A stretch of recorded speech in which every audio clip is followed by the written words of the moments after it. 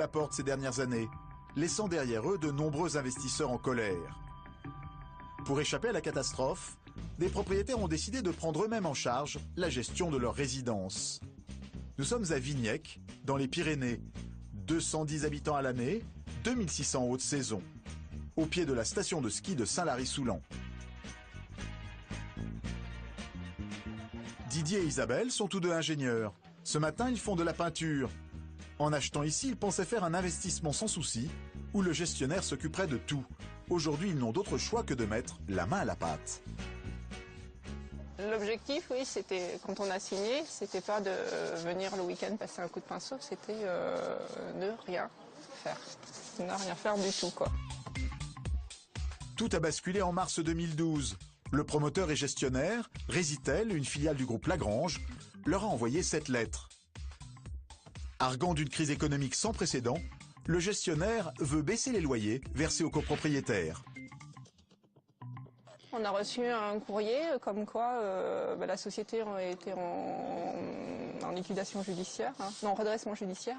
Et donc on avait un seul choix qui était de signer des avenants qui nous baissaient les loyers de 60%. Ouais, 60%. Sinon, la société allait couler et donc on n'aurait plus rien, on perdrait nos avantages fiscaux, on perdrait tous nos biens, quoi.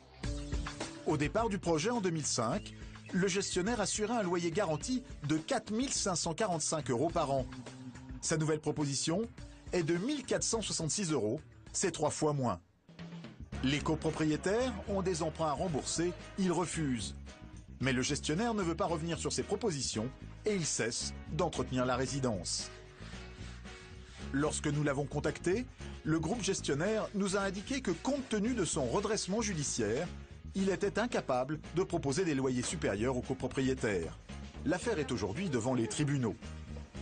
De leur côté, Isabelle, Didier et les autres copropriétaires ont décidé de gérer eux-mêmes leur résidence de vacances. Donc on s'est regroupés et ensemble on a monté notre société, l'association des propriétaires, pour au bout d'une grande discussion et beaucoup de travail, décider de partir en autogestion. Ce choix semble aujourd'hui porter ses fruits. Ce jour-là, les copropriétaires sont venus de toute la France pour assister à l'assemblée générale de leur association. Bonjour, donc on va commencer puisque l'ordre du jour est assez chargé. Et les nouvelles sont bonnes. Les copropriétaires payent moins de charges, il a beaucoup neigé cet hiver et les clients ont été au rendez-vous pour venir skier dans la station. Vignec Village là, a connu un taux d'occupation assez record sur ce week-end-là. On était à quasiment 70% pendant les 3-4 jours.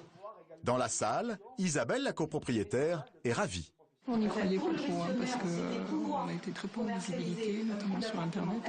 Les dernières minutes, c'était surtout de l'Internet et éventuellement de bouche à oreille. Donc c'est vrai que c'est plutôt positif. 3 jours avant le départ, 50% à peu près de remplissage, c'est pas mal du tout. Ouais. L'association a même engagé un avocat.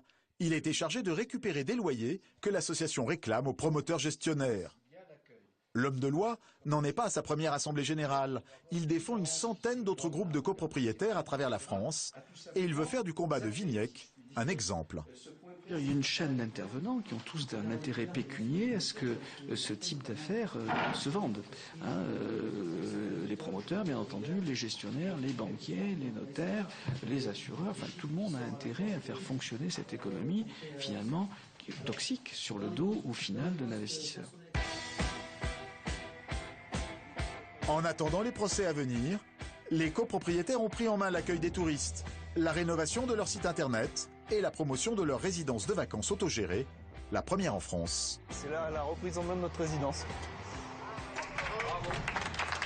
Les copropriétaires veulent y croire, mais l'avenir de leur entreprise reste malgré tout incertain. À Capesterel, la famille Lerozet ne connaît pas ce genre de soucis. On oublie tout, on est bien quoi. La famille a bien réfléchi. Malgré les joies de la piscine, elle n'investira pas dans cette résidence de vacances.